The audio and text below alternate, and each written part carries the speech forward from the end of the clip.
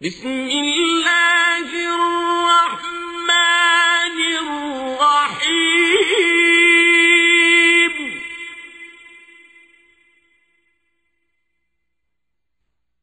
ألهاكم التكاثر حتى زرتم المقابر كلا سوف تعلمون. بسم الله الرحمن الرحيم. الحمد لله وحده والصلاة والسلام على من لا نبي بعده محمد وعلى آله وصحبه وسلم تسليما كثيرا.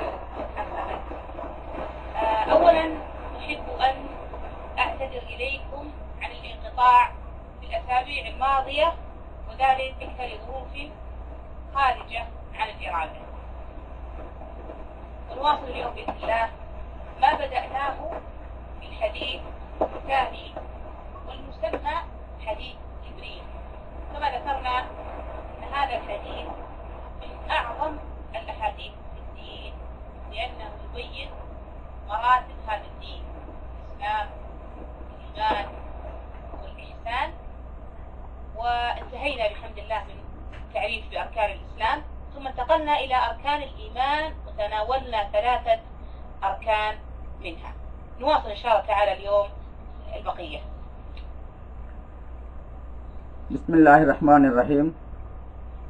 எல்லாம் வல்ல அல்லாஹ்வுக்கு சுப்ஹானஹு வ தஆலாவிற்கு அனைத்து புகழும் உரித்தாகட்டும். அவனது ஸலாத்தும் ஸலாமும் அருமை நாயகம் ரசூலே கரீம் ஸல்லல்லாஹு அலைஹி வஸல்லம் அவர்கள் மீதும் அவர்களின்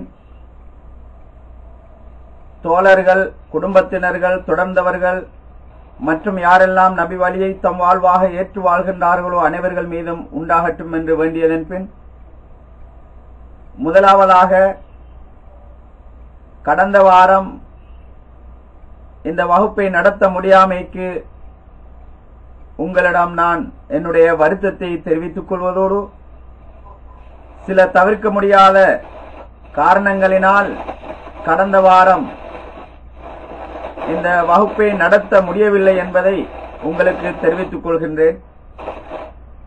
அத்தோடு நாம் கடந்த வாரம் அரபஈன நபவியா நபிவழி தொகுப்பின் 2வது நபிவழி செய்தியாகிய அந்த ஹதீஸில் இஸ்லாத்தினுடைய படித்தரங்களை பற்றி குறிப்பிடுகின்ற, அதாவது இஸ்லாம் 3 படித்தரங்களை கொண்டது. 1 இஸ்லாம், 2வது ஈமான், 3வது இஹ்சான். இந்த படித்தரங்களுள் ஈமானுடைய 6 கடமைகளுள் கடந்த வாரம் நாம் 3 கடமைகளை பற்றி பார்த்திருந்தோம். இன்ஷா அல்லாஹ் எஞ்சிய 3 கடமைகளையும் இன்று இன்ஷா அல்லாஹ் உங்களுக்கு விவரிக்கலாம் என இருக்குகின்றேன். قبل أن ندخل إن شاء الله اليوم في بقية الأركان، أريد أن أسأل ما هي الأركان 3 التي تناولناها في الأسبوع الماضي؟ அடுத்த 3 கடமைகளை பற்றி பேசுவதற்கு முன்னதாக, கடந்த வாரம் நாம் பார்த்த அந்த 3 கடமைகளும், அதாவது ஈமானுடைய 3 கடமைகளும் என்ன என்பதை உங்களிடம் வினவலாம் என எண்ணுகின்றேன். கடந்த வாரம் நாங்க படிச்ச 3 கடமை, 6 கடமையில 3 கடமையை படித்தோம். அந்த 3 கடமையும் என்னென்று யாராவது சொல்றா?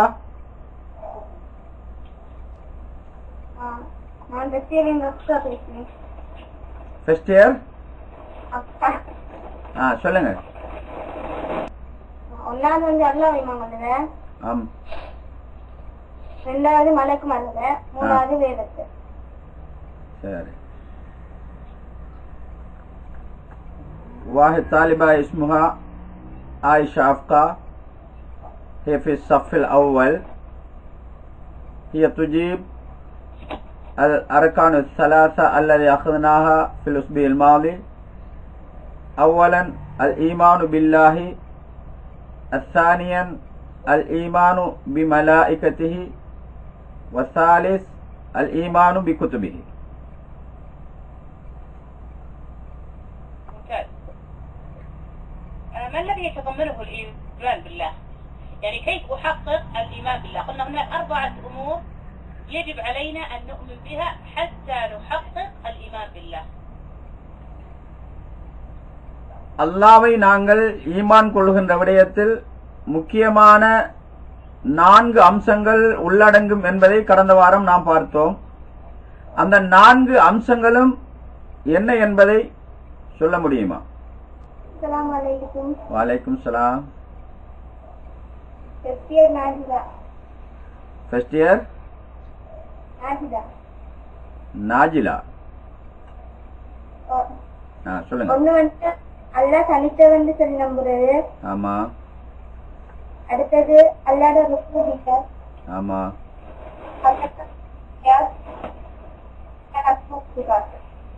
உலகல்ல திருப்பி சொல்லுங்க.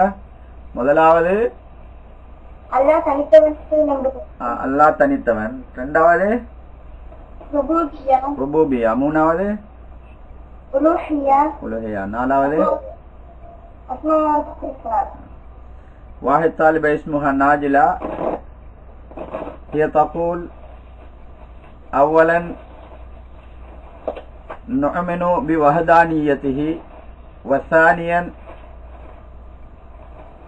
ربوبية وثالثا ألوهيته الرابعا أسماء وصفاته. نعم جزاك الله خير. الإيمان بوجود الله سبحانه وتعالى، الثاني الإيمان بانفراده بالربوبية، والثالث انفراد بالألوهية، والرابع الإيمان بأسماء وصفات. شكرا جزيلا. اليوم إن شاء الله نتناول أو نكمل بقية الأركان. نبدأها بالإيمان بالرسل، والركن الرابع من أركان الإيمان. ذلك النبي صلى الله عليه وسلم لما أشار إلى جبريل في الحديث قال له ورسل. الرسل جمع رسول، ولا يحصي رسل الله سبحانه وتعالى إلا الله عز وجل. قال تعالى ولقد أرسلنا رسلا من قبلك منهم من قصصنا عليك ومنهم من لم نقصص عليك. والرسل هم من اصطفاهم الله من خلقه بخلقه، وهم أعلى طبقات البشر الذين أنعم الله عليهم. قال تعالى ومن يطع الله والرسول فأولئك مع الذين أنعم الله عليهم من النبيين والصديقين والشهداء والصالحين. النبيون يدخل فيهم الرسل، والرسل هم أفضل من الأنبياء. ثم أفضل الرسل 5 هم أولو العزم، ذكروا في القرآن في موضعين، في سورة الأحزاب وفي سورة الشورى. ففي سورة الأحزاب يقول الله عز وجل وإذ أخذنا من النبيين ميثاقهم ومنك ومن نوح وإبراهيم وموسى وعيسى. في سورة الشورى يقول الله عز وجل شرع لكم من الدين ما وصى به نوحا والذي أوحينا إليك وما وصينا به إبراهيم وموسى وعيسى أن أقيموا الدين. உங்களுடைய பதில் ஏறக்குறைய சரியான பதில் தான். அதாவது அல்லாஹ்வை நாம் ஈமான் கொள்ளுகின்ற விடயத்தில் ஹலோ ஹலோ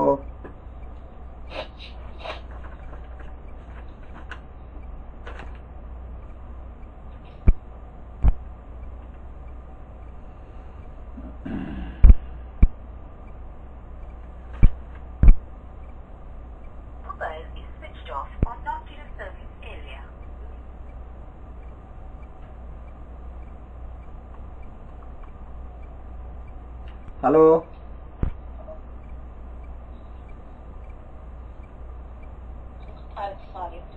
نعم انقطع.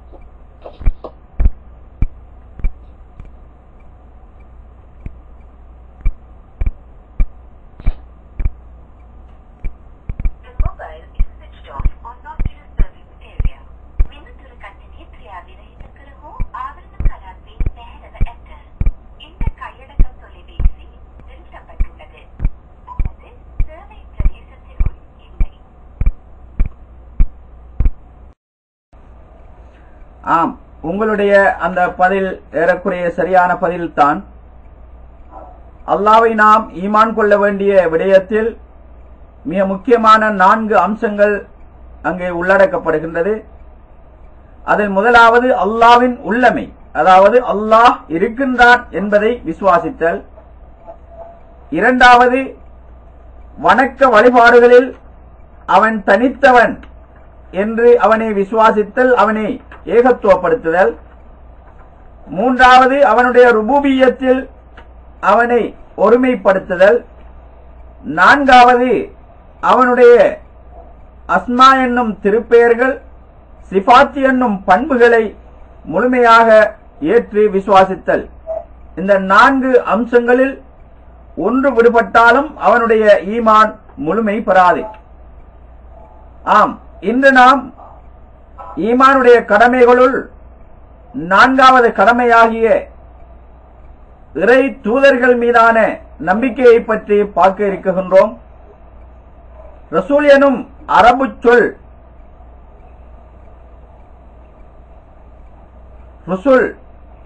ருசுல் எனும் அரபு சொல் ரசூல் எனும் சொல்லின் பன்மை சொல்லாகும்.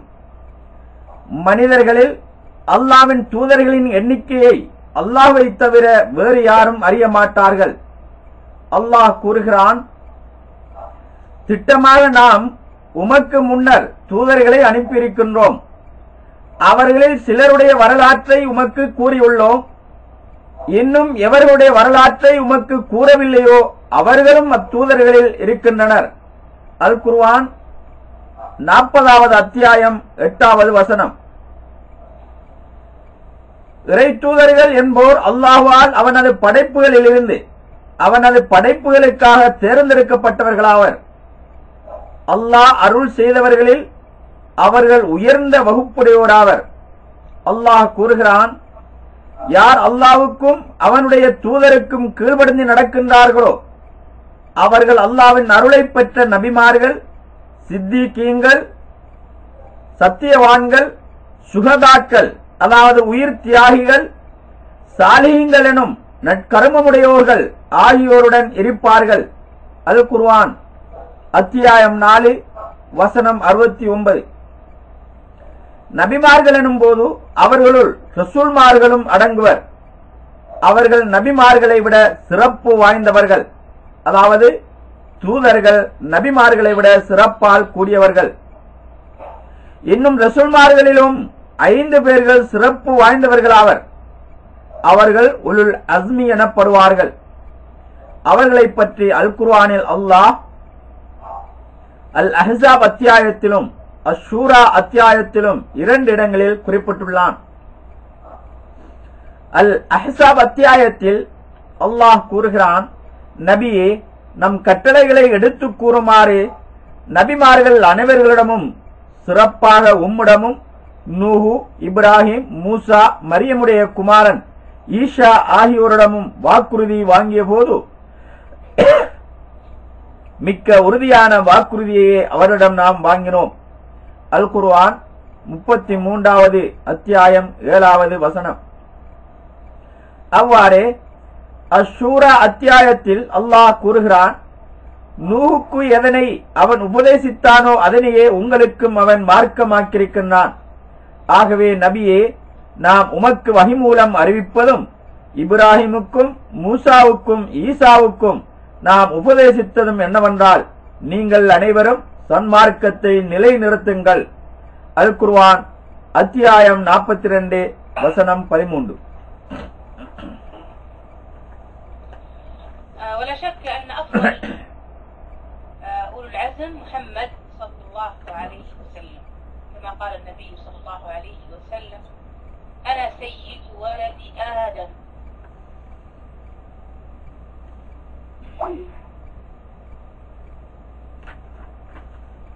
ولما التقى بهم في الإسراء أما هم في الصلاة. الصوت واضح؟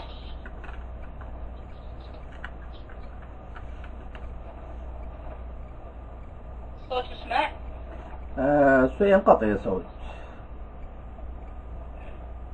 بدون اتصال كذلك منقطع. نعم. الاتصال بهم منقطع. نعم.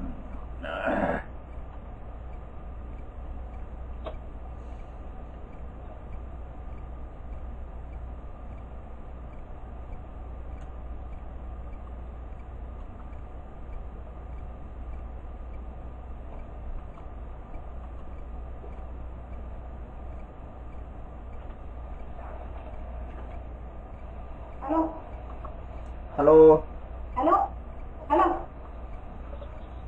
என்ன கொஞ்சம் பிரச்சனையா இருக்கு, நெட் கொஞ்சம் பிரச்சனையா இருக்கு போல.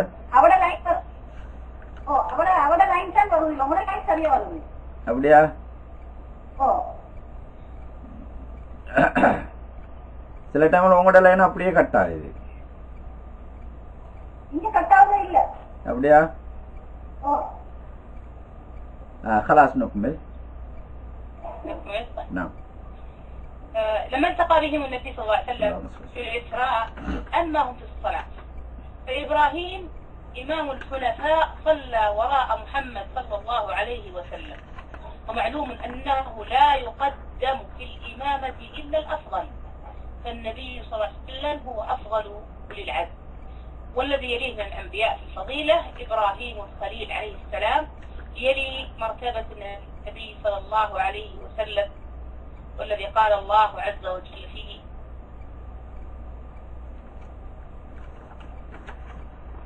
واتخذ الله إبراهيم خليلا وقد ابتلاه الله ببلية لا يصبر عليها إلا أولو العزم. طيب هنا سؤال: كيف يتحقق الإيمان بالرسل؟ نقول يتحقق الإيمان بالرسل في الإيمان جميعا، أن نؤمن بكل الأنبياء والرسل، فمن كفر بواحد فقد كفر بجميع الرسل.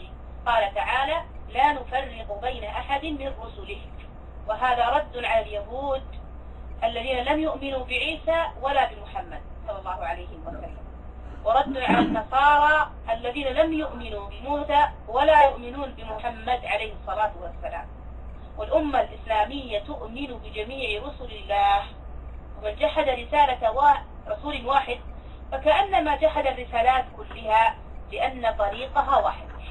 ويتفق العلماء مع أننا نؤمن بجميع الرسل، لكن ليس لنا اتباع أحد إلا خاتم المرسلين محمد صلى الله عليه وسلم. ولذلك بين النبي صلى الله عليه وسلم أن نبي الله عيسى إذا نزل في آخر الزمان سيكون متبعا للنبي صلى الله عليه وسلم. ஆம், அவர்கள் அனைவரிலும் மிகவும் சிறப்பு மிக்கவர் நமது தூதர் முஹம்மது ஸல்லல்லாஹு அலைஹி வஸல்லம் அவர்கள் ஆவார்கள். நபி ஸல்லல்லாஹு அலைஹி வஸல்லம் அவர்கள், நான் ஆதத்துடைய சந்ததிகளில் தலைவனாவேன் என்று கூறியது போன்று, நபி ஸல்லல்லாஹு அலைஹி வஸல்லம் அவர்கள் தங்களது இஸ்ரா பயணத்தின் போது அவர்களை சந்தித்த நபிமார்கள் அனைவர்களுக்கும் தொழுகையில் தலைமை தாங்கினார்கள். நபி இப்ராஹிம் அலைஹிஸ்ஸலாம் அவர்கள் ஹுனஃபாக்களின் தலைவராக இருக்கும் நிலையில் நபி ஸல்லல்லாஹு அலைஹி வஸல்லம் அவர்களுக்கு பின்னின்று தொழுதார்கள். தலைமை தாங்குவதற்கு சிறப்பு மிக்கவரை தவிர யாரும் முற்படுத்தப்பட மாட்டார் என்பது தெரிந்ததே. எனவே நபி ஸல்லல்லாஹு அலைஹி வஸல்லம் அவர்கள் உலுல் அஸ்மு என்று அழைக்கப்படுகின்ற அந்த 5 சிறப்பு மிக்க நபிமார்களுள் மிகவும் சிறப்பு வாய்ந்த முதலாமவர் ஆவார். அவ்வாறே இரண்டாவதாக அல்லாஹ்வின் நண்பராகிய இப்ராஹிம் அலைஹிஸ்ஸலாம் அவர்கள் கருதப்படுகின்றார்கள். அவர்களுக்கு அடுத்த சிறப்புக்குரியவராவார். அல்லாஹ் அவர்கள் விடயத்தில் இவ்வாறு கூறுகிறான்: இன்னும் அல்லாஹ் இப்ராஹீமை தன் மெய் நண்பராக, உண்மையான உற்ற நண்பராக எடுத்துக்கொண்டான் என்று அல் குர்ஆன் அத்தியாயம் 4 வசனம் 125 கூறுகின்றது. அல்லாஹ் அன்னாரை உலுல் அஸ்மி என்போர்களை தவிர வேறு யாரும் பொறுமை கொள்ள முடியாத அளவு சோதனையாக அன்னாரை சோதனை செய்தான். இன்னும் அல்லாஹ் கூறுகிறான்: நாம் இறை தூதர்களில் எவர் ஒருவரையும் பிரித்து வேற்றுமை பாராட்டுவதில்லை. அல் குர்ஆனின் அத்தியாயம் 2 வசனம் 85 இவ்வாறு கூறுகின்றது. எனவே நபிமார்களை ஈமான் கொள்ளுகின்ற நாம் அனைத்து நபிமார்களையும் ஒரே விதமாக நாம் ஈமான் கொள்ளுதல் வேண்டும். அவ்வாறு ஈமான் கொள்ளும் போதுதான் எமது ஈமான் முழுமை பெறும்.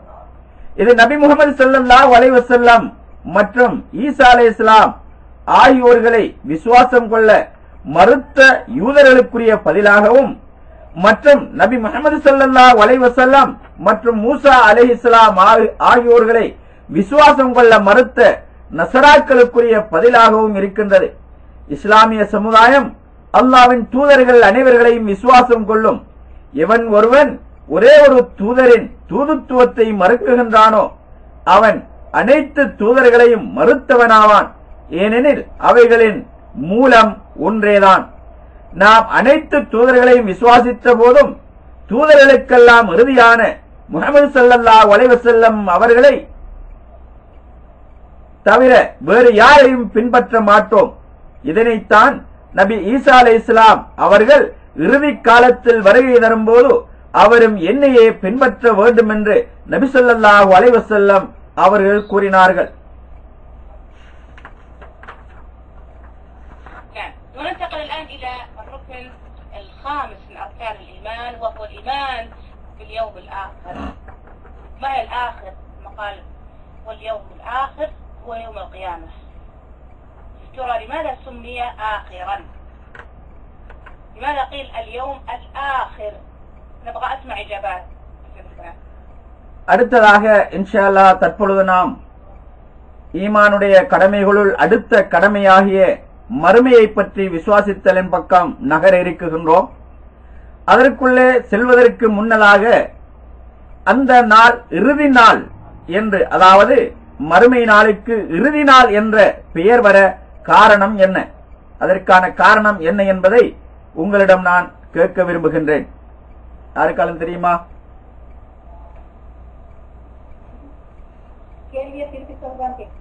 அதாவது மறுமை நாளைக்கு இறுதி நாள் என்று இங்க சொல்லப்படுகிறது. யோமுல் ஆகிர் என்று சொன்னா கடைசி நாள், இறுதி நாள். இறுதி நாள் என்று அதற்கு பேர் வர காரணம் என்ன? அதுக்கு ஒரு காரணம் இருக்கு. அதற்கு இறுதி நாள் என்று சொல்வதற்கான காரணம்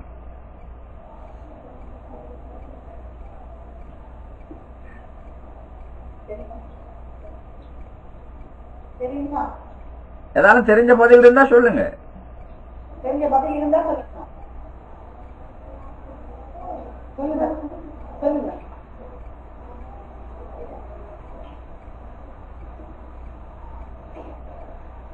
சொல்லுங்க. சொல்லுங்க.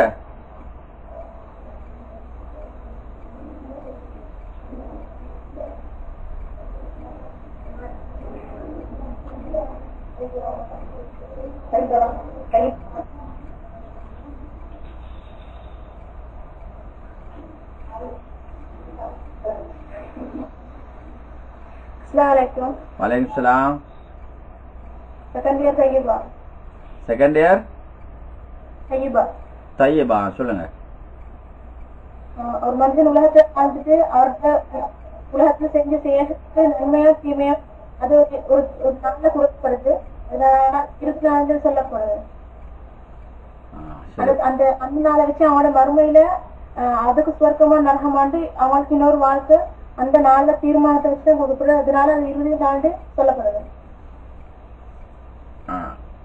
நீங்க செகண்ட் இயர் என்ன? طالبة اسمها طيبة هي في الصف الثاني. هي تقول لأن هذا يوم الدين، ذلك اليوم يحاسب الناس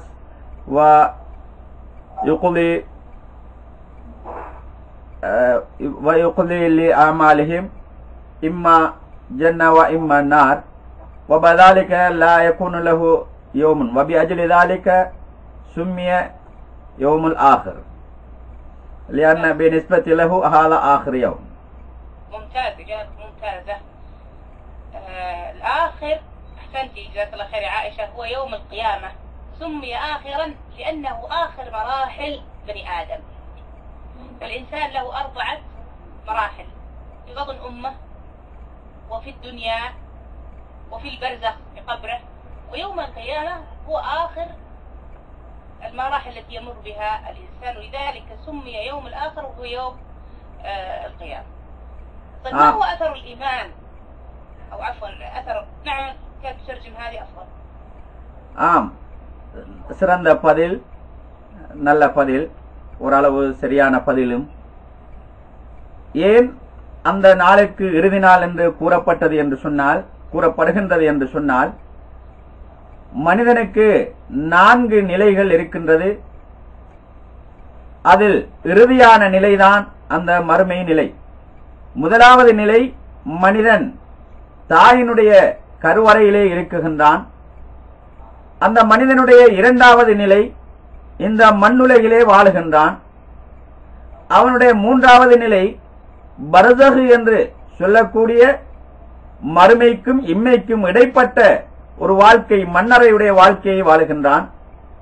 இறுதியாக 4வது வாழ்க்கையாக அந்த மறுமையை சென்றடைகின்றான். அதற்கு பிறகு அவனுக்கு ஒரு நிலை இல்லை, அதுதான் இறுதியான நிலை. ஆகவேதான் அன்றைய தினத்திற்கு அதாவது இறுதி நாள் என்று பெயர் வைக்கப்பட்டது.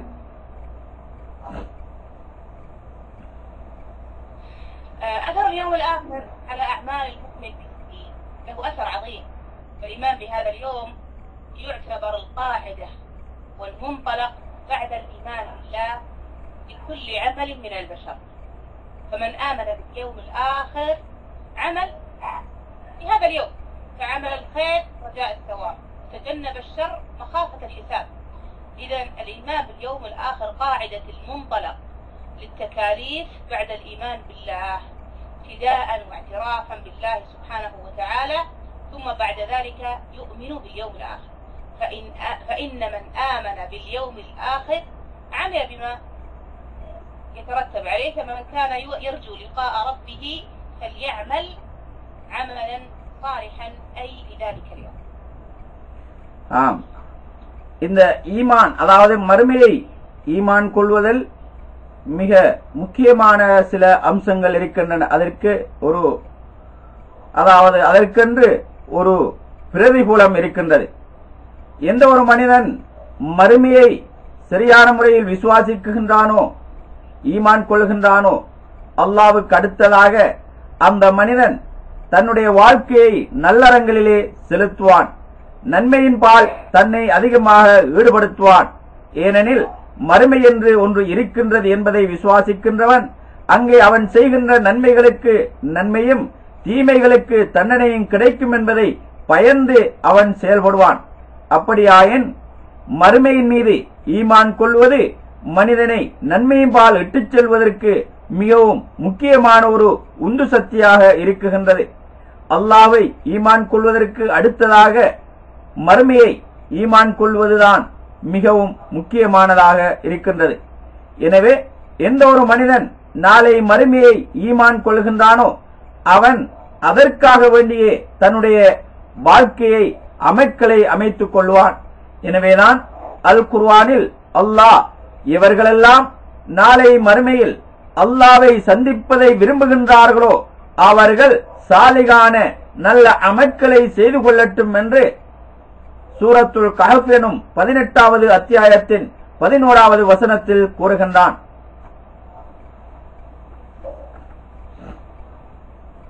الإيمان باليوم الآخر طبعا يتضمن أمور، أولها الإيمان بوقوعه. حتى أنا أحقق الإيمان باليوم الآخر يجب أن أؤمن بأمور. الأول الإيمان بوقوعه، وأن الله يبعث من في القبور وهو إحياؤهم حين ينفخ في الصور ويقوم الناس لرب العالمين. وقد أخبر الله تعالى به في كتابه، قال عز وجل: ثم إنكم يوم القيامة تبعثون. كذلك في السنة قال عليه الصلاة والسلام: يحشر الناس يوم القيامة حفاة غرلا. وكثيرا ما يقرن الله تعالى بين الإيمان به سبحانه وبين الإيمان باليوم الآخر، لأن من لم يؤمن باليوم الآخر لا يعمل، إذ أنه يرى أنه لا حساب وتنتهي الدنيا ويموت وانتهينا. لكن الذي يعلم أن اليوم الآخر ينتظره إما جنة أو نار لا شك أنه سيعمل لهذا اليوم. الأمر الثاني الذي يتضمنه الإيمان باليوم الآخر الإيمان بكل ما ذكره الله عز وجل في كتابه وما صح عن النبي صلى الله عليه وسلم مما يكون في ذلك اليوم من كون الناس يحشرون يوم القيامة حفاة عراة غرلا بهما أي ليس معهم مال، كذلك قوله تعالى كما بدأنا أول خلق نعيد. الأمر الثالث الذي نؤمن به حين نؤمن باليوم الآخر الإيمان بما ذكر في اليوم الآخر، كل ما ذكر، كل ما هو موجود في اليوم الآخر من الحوض والشفاعة والصراط والجنة والنار، فالجنة دار النعيم والنار دار العذاب الشديد. قال شيخ الإسلام ابن تيمية رحمه الله في العقيدة الواسطية: ومن الإيمان باليوم الآخر الإيمان بكل ما أخبر به النبي صلى الله عليه وسلم أنه يكون بعد الموت، مثل الفتنة في القبر، فإن الناس يفتنون في قبورهم ويسألون عن 3 أشياء: من ربك وما دينك ومن نبيك. أيضا من الأمور التي تدخل في الإيمان باليوم الآخر الإيمان بنعيم القبر وعذابه، لأن ذلك ثابت في القرآن والسنة وإجماع السلف، فالقبر أول منزل من منازل الآخرة. அடுத்ததாக நாம் ஈமான் கொள்ளுகின்ற மறுமையை பற்றி ஈமான் கொள்ளுகின்ற போது பின்வருகின்ற சில முக்கியமான விடயங்கள் அதிலே உள்ளடக்கப்படுகின்றது. அந்த அம்சங்களை முழுமையாக ஈமான் கொள்ளுகின்ற போதுதான் மறுமையை பற்றிய இந்த ஈமான் முழுமை பெறும். முதலாவதாக மறுமை என்று ஒன்று நிகழும் என்பதை நாங்கள் ஈமான் கொள்ளுதல் வேண்டும். அவ்வாறே அல்லாஹ் அனைத்து மனிதர்களையும் மண்ணறைகளிலிருந்து வெளியேற்றுவான், எழுப்புவான் என்பதை ஈமான் கொள்ளுதல் வேண்டும். அவ்வாறே அனைத்து மனிதர்களுக்கும் சூர் ஊதுவதன் மூலம் அவன் உயிர் ஊட்டுவான் என்பதை விசுவாசித்தல் வேண்டும். அன்றைய தினம் மனிதர்கள் எல்லாம் தன்னுடைய இரட்சகனின்பால் எழுந்து செல்வார்கள் என்பதை நாங்கள் விசுவாசிக்க வேண்டும். அல்லாஹ் சுப்ஹானஹு வ தஆலா அல் குர்ஆனின் முஃமினூன் எனும் அத்தியாயத்தின் 16வது வசனத்தில் குறிப்பிடுகின்ற போது, நிச்சயமாக நீங்கள் அனைவர்களும் நாளை மறுமை நாளில் எழுப்பப்படுவீர்கள் என்று குறிப்பிடுகின்றான். அவ்வாறே நபி ஸல்லல்லாஹு அலைஹி வஸல்லம் அவர்கள் தன்னுடைய பொன்மொழிகளில் கூறுகின்ற போது, நாளை மறுமை நாளில் மனிதர்கள் பாதரட்சை அற்றவர்களாக, உடை அற்றவர்களாக வெளியேற்றப்படுவார்கள், எழுப்பப்படுவார்கள் என்று குறிப்பிட்டார்கள். அவ்வாறு ஈமானோடு இன்னும் இருக்குகின்ற முக்கியமான அம்சங்களையும் நாங்கள் ஈமான் கொள்ளுதல் அவசியமாகும். அவ்வாறு ஈமான் கொள்ளுகின்ற ஒரு மனிதன் நிச்சயமாக நல் அறங்களில் தன்னை ஈடுபடுத்துவான். எந்த ஒரு மனிதன் இந்த நாளை மறுமையை பற்றி விசுவாசிக்கவில்லையோ அந்த மனிதன் நிச்சயமாக எந்த அமலும் செய்ய மாட்டான். அவனுடைய எண்ணம் இந்த உலகோடு தன்னுடைய வாழ்க்கை முடிந்துவிடும் என்பதாக இருக்கும். ஆனால் மறுமை என்று இருக்கின்றது, அங்கே விசாரணை நடைபெறும் என்பதை விசுவாசிக்கின்ற ஒருவன் நிச்சயமாக அதற்கு தன்னை தயார்படுத்துவான். இரண்டாவது அம்சம் என்னவென்றால், அல்லாஹ் இவைகளையெல்லாம் மறுமை சம்பந்தமாக அல் குர்ஆனில் ஞாபகம் ஊட்டியிருக்கின்றானோ அதே போன்று நபி ஸல்லல்லாஹு அலைஹி வஸல்லம் அவர்களும் கூறியிருக்கின்றார்களோ அவைகளை முழுமையாக நாங்கள் ஏற்றுக்கொள்ளுதல், விசுவாசித்தல் வேண்டும்.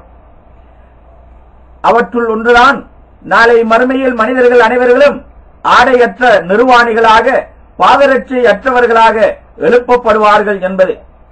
அவ்வாறே அல்லாஹ் சுப்ஹானஹு வ தஆலா அல் குர்ஆனில் அன்பியா எனும் அத்தியாயத்தின் 104வது வசனத்தில் குறிப்பிடுகின்ற போது, நீங்கள் எவ்வாறு படைக்கப்பட்டீர்களோ, எவ்வாறு ஒன்றும் இல்லாமல் நீங்கள் படைக்கப்பட்டீர்களோ அவ்வாறே மீண்டும் நீங்கள் மீட்டப்படுவீர்கள் என்று அல்லாஹ் கூறுகின்றான்.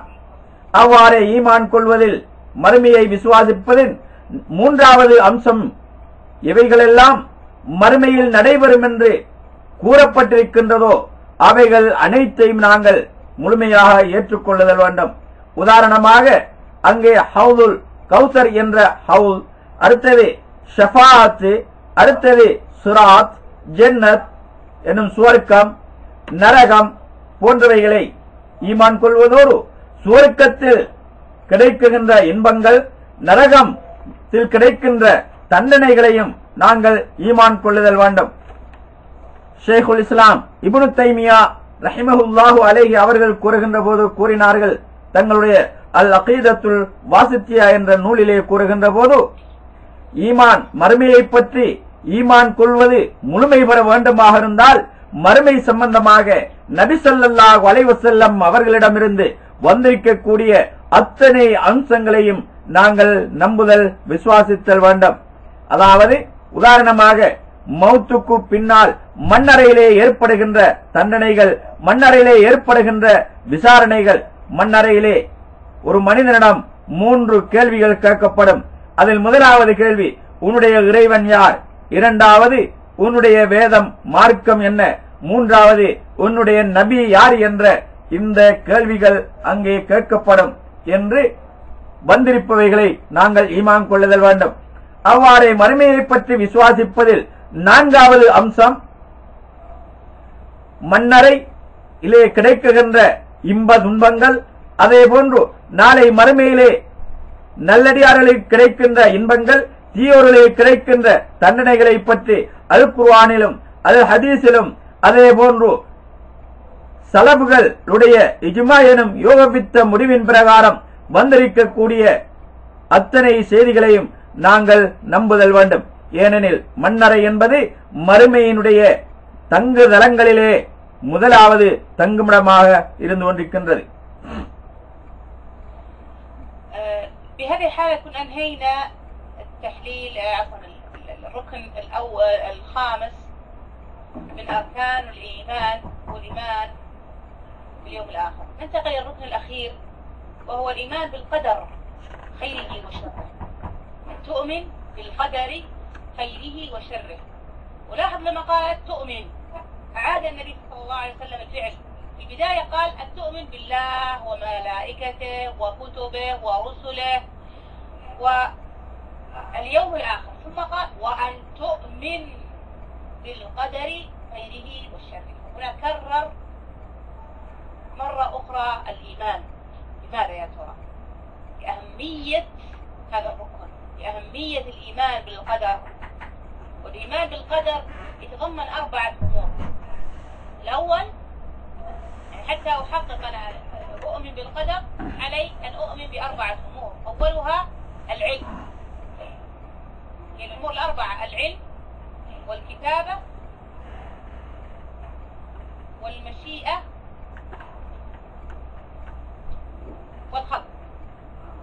أما العلم هو أن تؤمن بعلم الله المحيط بكل شيء جملة وتفصيلا. والدليل على ذلك عموم الأدلة، مثل قول الله عز وجل والله بكل شيء عليم. خصوص العلم الغيب، قال موسى عليه السلام لا يضل ربي ولا ينسى، أي لا يجهل ولا ينسى ما علم. وقد ذكر الله عز وجل العلم في آيات كثيرة جملة وتفصيلا. قال عز وجل في جملة علم الله سبحانه وتعالى، قال الله والله بكل شيء عليم. وقال الله الذي خلق 7 سماوات ومن الأرض مثلهن يتنزل الأمر بينهن لتعلموا أن الله على كل شيء قدير. هذا فيما يثبت علم الله بالجملة. أما في التفصيل، يعني علم الله التفصيلي بدقائق الأمور، إن الله عز وجل يقول وعنده مفاتح الغيب لا يعلمها إلا هو ويعلم ما في البر والبحر وما تسقط من ورقة إلا يعلمها. كلمة ما اسم موصول، كل اسم موصول مفيد للعموم، فكل شيء في البر الله سبحانه وتعالى يعلم، وكذلك كل شيء في البحر فالله سبحانه وتعالى يعلمه. وقوله تعالى وما تسقط من ورقة، أي ورقة أي شجرة إلا يعلمها، يعلم متى سقطت وأين سقطت وكيف سقطت. ولا حبة في ظلمات الأرض ولا رطب ولا يابس إلا في كتاب مبين. أي حبة سواء كانت حبة كبيرة أو صغيرة في ظلمات الأرض إلا يعلمها الله. فإذا قدرنا أن حبة بر غاصت في قاع البحر فوقها طين، فوق الطين ماء، كان ذلك في الليل أي ظلمة ليل، وكانت السماء ممطرة والغيوم متلبدة، فهذه ظلمة المطر، ظلمة الغيوم، كان الجو مغبر، وهذه أيضا ظلمة. فيعلم الله عز وجل سبحانه وتعالى الحبة في ظلمات الأرض. إذا حقق العبد الإيمان بعلم الله وأنه جل وعلا محيط بكل شيء أوجب له الخوف من الله سبحانه وتعالى وخشية الله والرغبة فيما عند الله عز وجل، لأن كل حركة أقوم فيها فإن الله يعلمها سبحانه. ஆம், நாம் தற்பொழுது ஈமானுடைய கடமைகளுள் 5 கடமைகளை பார்த்துவிட்டு 6வது கடமையின் பால் செல்ல இருக்கின்றோம். அதாவது அல்லாஹ்வுடைய ஏற்பாட்டை, நன்மை தீமை அனைத்தும் அவனுடைய ஏற்பாட்டின் பிரகாரமே நடைபெறுகின்றது என்பதை விசுவாசித்தல். இங்கே நாம் ஒரு முக்கியமான விடயத்தை கவனத்தில் கொள்ள வேண்டியிருக்கின்றது. நபி ஸல்லல்லாஹு அலைஹி வஸல்லம் அவர்கள் ஜிப்ரீல் அலைஹிஸ்ஸலாம் அவர்களுக்கு பதில் சொல்லுகின்ற போது ஆரம்பத்தில் நீ அல்லாஹ்வை விசுவாசிக்க வேண்டும், அவ்வாறே அவனுடைய வானவர்கள், வேதங்கள், தூதர்கள், மறுமை நாள் என்று கூறிவிட்டு இறுதியாக இந்த நன்மை தீமையை பற்றி கூறுகின்ற போது மீண்டும் நீ ஈமான் கொள்ள வேண்டும் என்ற அந்த வாசகத்தை நபி ஸல்லல்லாஹு அலைஹி வஸல்லம் அவர்கள் கொண்டு வருகின்றார்கள். அவ்வாறு ஏன் நபி ஸல்லல்லாஹு அலைஹி வஸல்லம் அவர்கள் கொண்டு வந்தார்கள் என்று சொன்னால், இதனுடைய முக்கியத்துவத்தை உணர்த்துவதற்காக. அத்தனை அம்சங்களையும் விட இது மிகவும் முக்கியத்துவம் வாய்ந்த ஒரு அம்சம் என்ற காரணத்தினால் நபி ஸல்லல்லாஹு அலைஹி வஸல்லம் அவர்கள் அதனை மீண்டும் கொண்டு வந்தார்கள். எனவே அல்லாஹ்வுடைய ஏற்பாட்டை, விதியை பற்றி விசுவாசிப்பதற்கு பின்வருகின்ற 4 முக்கியமான அம்சங்களை நாங்கள் ஈமான் கொள்ளுதல் அவசியமாகும். முதலாவதாக அவனுடைய அறிவு ஆற்றல், அல்லாஹ்வுடைய அறிவாற்றல், அனைத்து அம்சங்களையும் அவன் ஆரம்பம் முதல் இறுதி வரை நன்றாக தெரிந்தே இருக்கின்றான் என்பதை நாங்கள் ஈமான் கொள்ளுதல் வேண்டும். இரண்டாவதாக அவ்வாறு அவன் அறிந்தவைகள் அனைத்தும் பதியப்பட்டிருக்கின்றது என்பதை நாங்கள் ஈமான் கொள்ளுதல் வேண்டும். அனைத்தும் அவனுடைய ஏட்டிலே பதிவு செய்யப்பட்டிருக்கின்றது என்பதை நாங்கள் ஈமான் கொள்ளுதல் வேண்டும். மூன்றாவது, அவ்வாறு அவன் அறிந்து அவன் பதிவு செய்த விடயங்களை அவன் நாடுகின்றான், அவனுடைய நாட்டமும் அங்கே இருக்கின்றது என்பதை நாங்கள் ஈமான் கொள்ளுதல் வேண்டும். அடுத்தது 4வது அம்சமாக அவன் அறிந்து அவன் பதிந்து அவன் நாடியவைகளை அவன் படைத்திருக்கின்றான் என்று நாங்கள் ஈமான் கொள்ளுதல் வேண்டும். அதாவது முதலாவதாக அவனுடைய இல்ம், அவனுடைய அறிவு. இரண்டாவது அம்சமாக அவனுடைய அல் கிதாபா, மூன்றாவது அல் மஷியா, 4வது ஹல்க் என்று சொன்ன இந்த 4 அம்சங்களையும் நாங்கள் ஈமான் கொள்ளுதல் அவசியமாகும். அவ்வாறு ஈமான் கொள்வதற்கு ஆதாரம் என்னவென்று சொன்னால், அல்லாஹ் சுப்ஹானஹு வ தஆலா அறிந்தவன் அனைத்தையும் என்பதற்கான அடையாளம் அவன் அனைத்து அம்சங்களையும் சூழ்ந்திருக்கின்றான், அனைத்து அம்சங்களையும் அறிந்து கொண்டிருக்கின்றான் என்பதற்கு அல் குர்ஆனில் பல உதாரணங்களை நாங்கள் பார்க்கலாம். அல்லாஹ் அல் குர்ஆனின் சூரத்துல் பக்ராவின் 282வது வசனத்தில் கூறுகின்ற போது அவன் அனைத்து அம்சங்களையும் அனைத்து விடயங்களையும் நன்கு அறிந்தவனாக இருக்கின்றான் என்று கூறுகின்றான். அவ்வாறு சூரத்துல் தாஹா என்ற அத்தியாயத்தின் 52வது வசனத்தில் கூறுகின்ற போது அவனுடைய அந்த அல்லாஹ் எதனையும் தவற விடுபவனோ மறந்துவிடக் கூடியவனோ அல்ல உன்னுடைய இரட்சகன் என்று அல்லாஹ் சுப்ஹானஹு வ தஆலா கூறுகின்றான். அவ்வாறே சூரத்துல் பக்ராவினுடைய 282வது வசனத்தில் கூறுகின்ற போது அவன் அனைத்து அம்சங்களையும் அனைத்து விடயங்களையும் நன்கறிந்தவன் என்று கூறுகின்றான். அதே போன்று சூரத்து தலாக்கின் 12வது வசனத்தில் கூறுகின்ற போது அல்லாஹ் 7 வானங்களையும் அதே போன்ற பூமிகளையும் படைத்தான். அவ்வாறே அவனுடைய கர்மங்கள் அனைத்தும் அவைகளில் இறங்குகின்றது. அவ்வாறே அவன் அனைத்து விடயங்கள் மீதும் பேராற்றல் கொண்டவனாக இருக்கின்றான் என்று அல்லாஹ் சுப்ஹானஹு வ தஆலா இங்கே குறிப்பிடுகின்றான். அவ்வாறே இன்னும் இதனை விரிவாக கூறுகின்ற போது அல்லாஹ் சுப்ஹானஹு வ தஆலா சூரத்துல் அன்ஆம் என்ற அத்தியாயத்தின் 59வது வசனத்திலே கூறுகின்ற போது அவனிடத்திலேதான் அனைத்து மறைவான அம்சங்களின் திறவுகோள்கள் இருக்கின்றது. அவனை தவிர வேறு யாரும் அதனை அறிய மாட்டார்கள். அவன் கடலுக்கு அடியில் உள்ளவைகளையும் கரையில் உள்ளவைகளையும் நன்கு அறிந்தவனாக இருக்கின்றான். அதே போன்று மரங்களிலிருந்து உதிர்கின்ற இலைகளையும் அவன் நன்கு அறிந்தவனாகவே இருக்கின்றான் என்பதாக அல்லாஹ் சுப்ஹானஹு வ தஆலா கூறுகின்றான். எனவே இந்த வசனத்தில் அல்லாஹ் சுப்ஹானஹு வ தஆலா கடலில் இருப்பவைகளையும் கரையில் இருப்பவைகளையும் கடலுக்கு அடியிலே இருப்பவைகளையும் அவன் நன்கு தெரிந்தவன் நன்கு அறிந்தவன் என்று கூறி அதன் தொடரிலே கூறுகின்றான். ஒரு மரத்திலிருந்து இலைகள் எங்கே உதிர்கின்றது எப்பொழுது உதிர்கின்றது என்பதையும் அவன் நன்கு அறிந்தவனாக இருக்கின்றான் என்பதாக கூறுகின்றான். அவ்வாறே மண்ணுக்கு அடியிலே மண்ணின் இருளுக்கு அடியிலே ஒரு விதையை நீங்கள் போட்டால் அது காய்ந்ததாக இருந்தாலும் சரி அல்லது பச்சையாக இருந்தாலும் சரி அவை அனைத்துமே அவனுடைய பதிவு புத்தகத்தில் பதியப்படாமல் இல்லை என்று சூரத்துல் அன்ஆமினுடைய 59வது வசனத்தில் அல்லாஹ் சுப்ஹானஹு வ தஆலா கூறுகிறான்.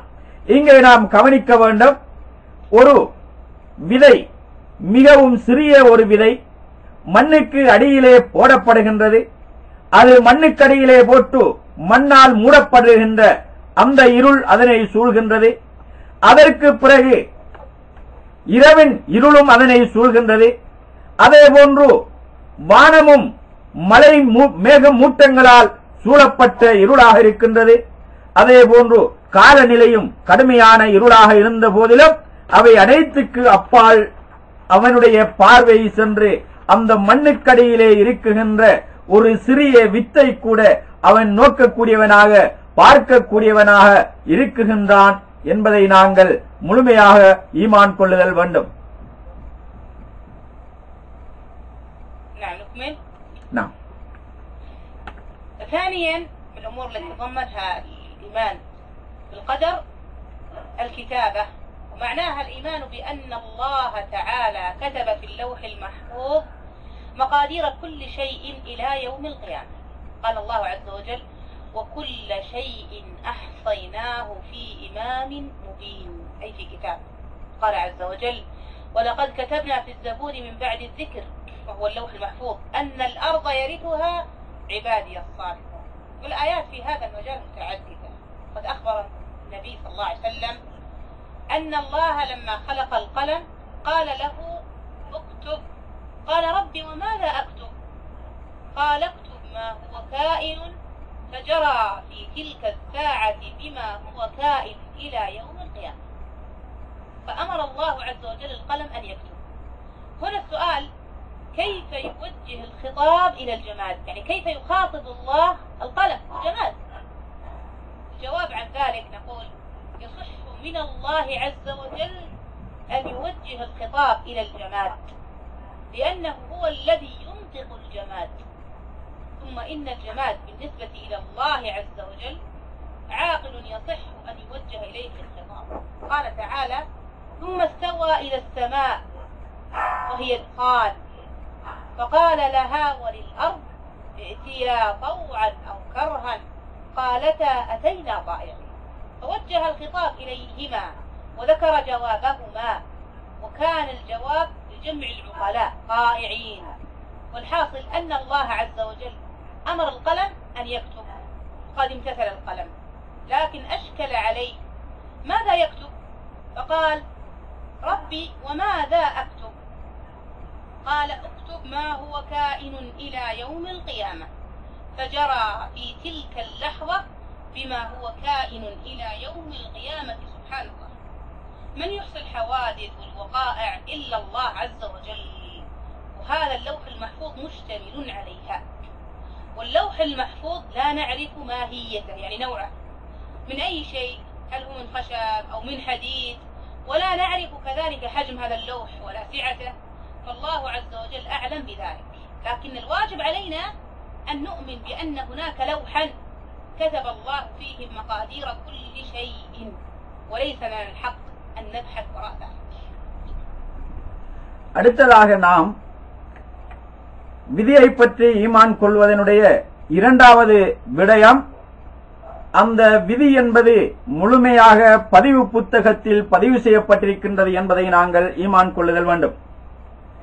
அதாவது லவ்ஹுல் மஹ்ஃபூஸ் என்று சொல்லக்கூடிய ஏட்டில் அனைத்து அம்சங்களும் அங்கே பதிவு செய்யப்பட்டிருக்கின்றது. அதிலே பதிவு செய்யப்படாத எந்த ஒரு விடயமும் கிடையாது. எனவேதான் அல்லாஹ் சுப்ஹானஹு வ தஆலா சூரத்து யாசின் 12வது வசனத்தில் கூறுகின்ற போது அனைத்து விடயங்களையும் பகிரங்கமான ஏட்டில் நாங்கள் பதிவு செய்து வைத்திருக்கின்றோம் என்று அல்லாஹ் சுப்ஹானஹு வ தஆலா கூறுகின்றான். அதாவது லவ்ஹுல் மஹ்ஃபூஸில் பதிவு செய்யப்பட்டதை குறிப்பிடுகின்றான். அவ்வாறே சூரத்துல் அன்பியாவின் 105வது வசனத்தில் கூறுகின்ற போது நாம் ஜபூர் வேதத்தில், அதாவது நினைவு கூறலுக்கு பிறகு ஜபூர் வேதத்தில் நாங்கள் பதிவு செய்தோம் என்று அல்லாஹ் சுப்ஹானஹு வ தஆலா கூறுகின்றான். அதுவும் லவ்ஹுல் மஹ்ஃபூலையே குறிப்பிடுகின்றது. அதே போன்று அல்லாஹ் சுப்ஹானஹு வ தஆலா கூறுகின்றான் சூரத்துல் அன்பியாவின் 105வது வசனத்தில், நிச்சயமாக இந்த மண்ணை, இந்த பூ உலகை, பூமியை என்னுடைய சாலிகான அடியார்கள் அனந்தரம் ஆக்கிக் கொண்டார்கள் என்று அல்லாஹ் சுப்ஹானஹு வ தஆலா பதிவு புத்தகத்தில் எழுதப்பட்டிருப்பதாக குறிப்பிடுகின்றான். அதே போன்று ரசூலுல்லாஹி ஸல்லல்லாஹு அலைஹி வஸல்லம் அவர்கள் கூறினார்கள், அல்லாஹ் சுப்ஹானஹு வ தஆலா இந்த உலகை படைக்க நாடிய போது எழுதுகோலிடம் கூறினான், எழுதுவாயாக என்று. அப்போது அந்த எழுதுகோல் இறைவனிடம் கேட்டது, நான் எதனை எழுத வேண்டும் என்று கேட்டது. அதற்கு அல்லாஹ், நீ இறுதி நாள் வரைக்கும், மறுமை வரைக்கும், இந்த உலகம் முடியும் வரைக்கும் என்னவெல்லாம் இந்த உலகிலே நடைபெற இருக்கின்றனவோ அவை அனைத்தையும் ஒன்றுமிடாமல் எழுதிவிடு என்று அல்லாஹ் கட்டளையிட்டதாக நபி ஸல்லல்லாஹு அலைஹி வஸல்லம் அவர்கள் குறிப்பிட்டார்கள். இந்த இடத்திலே ஒரு கேள்வி எழுகின்றது. அதாவது ஒரு சடப்பொருளிடம் எவ்வாறு அல்லாஹ் கட்டளையிட முடியும், எவ்வாறு பேச முடியும் என்ற ஒரு வினா எழுகின்றது. அதற்கான பதில் என்னவென்று சொன்னால், சடப்பொருளையும் படைத்து அதனையும் பேச வைக்குகின்ற வல்லமை கொண்ட அல்லாஹ் அவையுடன் பேசுவதில் ஆச்சரியம் எதுவும் கிடையாது. அது அவனின் பார்வையில், அவனின் அளவிலே பார்க்குகின்ற போது அந்த சடப்பொருளும் அறிவுடையதாகவே கருதப்படுகின்றது. காரணம் என்னவென்றால், அல்லாஹ் சுப்ஹானஹு வ தஆலா சூரத்துல் ஃபுஸ்ஸலத் என்ற அத்தியாயத்தில் கூறுகின்ற போது கூறுகின்றான், இறைவன் இந்த உலகை படைத்துவிட்டு பிறகு வானத்தின் பால் அவன் அதாவது வானத்தின் மீது அவனுடைய இருப்பை ஆக்கிக் கொண்டான். அப்போது அந்த வானம் புகை மண்டலமாக இருந்தது. அப்போது அவன் கூறினான், வானத்திற்கும் பூமியிற்கும் நீங்கள் இருவரும் விரும்பியோ விரும்பாமலோ வெறுப்புடனோ நீங்கள் எனக்கு வழிபடுங்கள் என்று அவன் கட்டளையிட்டான். அப்போது அந்த வானமும் பூமியும் கூறியது, நாங்கள் உனக்கு வழிபட்டவர்களாகவே உனக்கு கட்டுப்படுகின்றோம், உன்னிடம் வருகின்றோம் என்று கூறியது. எனவே அவை இரண்டும் அறிவு பூர்வமாக அல்லாஹ்வுக்கு வழிபட்டதே. ஆகவே அவைகளிடம் அல்லாஹ் பேசுவது என்பது அவனுடைய ஆற்றலுக்கு பொருத்தமான ஒன்றுதான். அதே போன்று அல்லாஹ் அதனிடம் கூறினான், நீ மறுமை வரைக்கும் என்னவெல்லாம் நடைபெற இருக்கின்றதோ அவை அனைத்தையும் எழுதிவிடு என்று கூறிய போது அந்த எழுதுகோள் மறுமை வரைக்கும் எதுவெல்லாம் இந்த உலகிலே நிகழ இருக்கின்றனவோ அவை அனைத்தையும் அல்லாஹ்வுடைய கட்டளையின் பிரகாரம் அந்த இடத்தில் எழுதி முடித்தது. இவ்வாறு எழுதப்பட்ட அந்த ஏட்டைத்தான் நாங்கள் லவ்ஹுல் மஹ்ஃபூல் என்று கூறுகின்றோம். என்றாலும் அந்த பட்டோலை, அந்த எழுதப்பட்ட அந்த லவ்ஹுல் மஹ்ஃபூல் என்ற அந்த ஏடு எதனால் ஆனது என்பது எங்களுக்கு தெரியாது. அது மரத்தினால் ஆனதா அல்லது உலோகங்களினால் ஆனதா என்பது எமக்கு தெரியாது. என்றாலும் அதனை ஈமான் கொள்வதுதான் எமது கடமையே தவிர அது எதனால் ஆனது என்பதை தேடுவது எமது கடமை அல்ல. الأمر الثالث الإيمان بقدر أن نؤمن بالمشيئة، بمعنى أن نؤمن بأن كل ما حدث في الكون فهو بمشيئة الله تعالى، فلا يخرج شيء عن مشيئته أبدا. ولهذا أجمع المسلمون على هذه الكلمة: ما شاء الله كان وما لم يشأ لم يكن. فأي شيء يحدث هذا عام لما يفعله الله عز وجل بنفسه، وما يفعله العباد فكله بمشيئة الله. ودليل ذلك قول الله عز وجل: ولو شاء الله ما اقتتل الذين من بعدهم من بعد ما جاءتهم البينات ولكن اختلفوا فمنهم من آمن ومنهم من كفر ولو شاء الله ما اقتتلوا ولكن الله يفعل ما يريد. وقال عز وجل: ولو شاء ربك ما فعلوه. وقال: ولو شاء الله ما فعلوه. وقال عز وجل: لمن شاء منكم أن يستقيم وما تشاءون إلا أن يشاء الله رب العالمين. فكل ما حدث في هذا الكون فهو بمشيئة الله تعالى. وإذا آمن الإنسان بهذا سلم من عمل الشيطان، فإذا فعل فعلا وحصل خلاف المقصود قال: ليتني لم أفعل، فهذا من عمل الشيطان، لأن الذي فعلته قد شاءه الله سبحانه وتعالى ولا بد أن يكون. لكن إذا كان الأمر ذنبا فعليك بالتوبة والاستغفار. அவ்வாறே நாம் விதியை ஈமான் கொள்வதின் அடுத்த அம்சம், மூன்றாவது அம்சம் அவனுடைய நாட்டம். அவன் அறிந்தது, அவன் பதிந்தது, அவன் நாட வேண்டும். அவன் நாடுவதுதான் இந்த உலகில் நடைபெறும். அவன் நாடாதது இந்த உலகில் எதுவுமே நடைபெறாது என்பதை நாங்கள் ஈமான் கொள்ளுதல் வேண்டும். இந்த விவகாரத்தில் அனைத்து முஸ்லிம்களும் ஒன்றுபட்டிருக்கின்றார்கள். ஆதலால் தான் கூறுவார்கள், அவன் நாடியது நடைபெறும், அவன் நாடாத எதுவுமே இந்த உலகிலே நடைபெறாது என்று கூறுவார்கள். எனவே அல்லாஹ் சுப்ஹானஹு வ தஆலா சூரத்துல் பக்ராவில் 253வது வசனத்தில் கூறுகின்ற போது கூறுகின்றான், அல்லாஹ் நாடியிருந்தால் அவர்களுக்கு தெளிவான அத்தாட்சிகள் வந்ததன் பிறகும் தங்களுக்கு மத்தியிலே அவர்கள் சண்டையிட்டுக் கொண்டிருக்க மாட்டார்கள். இருந்தாலும் அவர்கள் கருத்து வேறுபாடுபட்டார்கள். அவர்களுள் விசுவாசிகளும் இருக்கின்றார்கள், அல்லாஹ்வை நிராகரிப்பவர்களும் இருக்கின்றார்கள். அல்லாஹ் நாடியிருந்தால் அவர்கள் மீண்டும் தமக்கு மத்தியிலே சர்ச்சை செய்து கொண்டிருக்க மாட்டார்கள் என்று அல்லாஹ் சுப்ஹானஹு வ தஆலா கூறுகின்றான். அவ்வாறே அல்லாஹ் நாடினால் அன்றி அவர்கள் அதை செய்ய மாட்டார்கள் என்று அல்லாஹ் சூரத்துல் அன்ஆமின் 112வது வசனத்தில் கூறுகின்றான். அவ்வாறே அல்லாஹ் நாடியிருந்தால் அவர்கள் அதனை செய்திருக்க மாட்டார்கள். அவ்வாறே இன்னும் அல்லாஹ் சுப்ஹானஹு வ தஆலா சூரத்து தக்வீரினுடைய 28-29வது வசனத்தில் கூறுகின்ற போது கூறுகின்றான், நீங்கள் உங்களில் நேர்வழியை பெற விரும்புபவர்கள் நாடுபவர்கள் யாரும் இருக்கின்றீர்களா?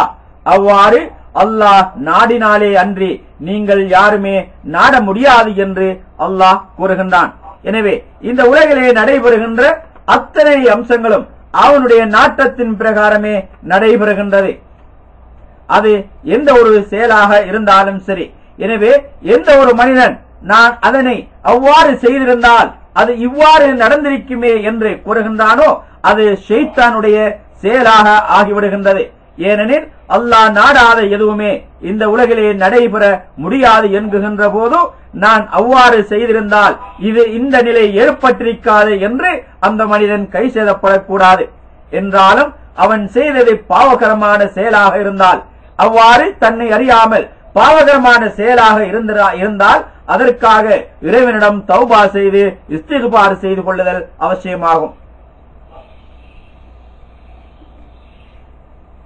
الأمر الرابع الذي يعني تضمنه الإيمان بالقدر الإيمان بالخلق، معنى الإيمان بأن الله سبحانه وتعالى خلق كل شيء، فنؤمن بعموم خلق الله تعالى لكل شيء. قال تعالى وخلق كل شيء فقدره تقديرا، فكل شيء مخلوق لله، السماوات والأرض والبحار والأنهار والكواكب والشمس والقمر والإنسان، الكل مخلوق لله عز وجل. وحركات الإنسان مخلوقة لله لأن الله تعالى خلق الإنسان وأفعاله، وإذا كان هو مخلوقا فصفاته وأفعاله مخلوقة ولا شك. فأفعال العباد مخلوقة للرب عز وجل، وإن كانت هي باختيار العباد.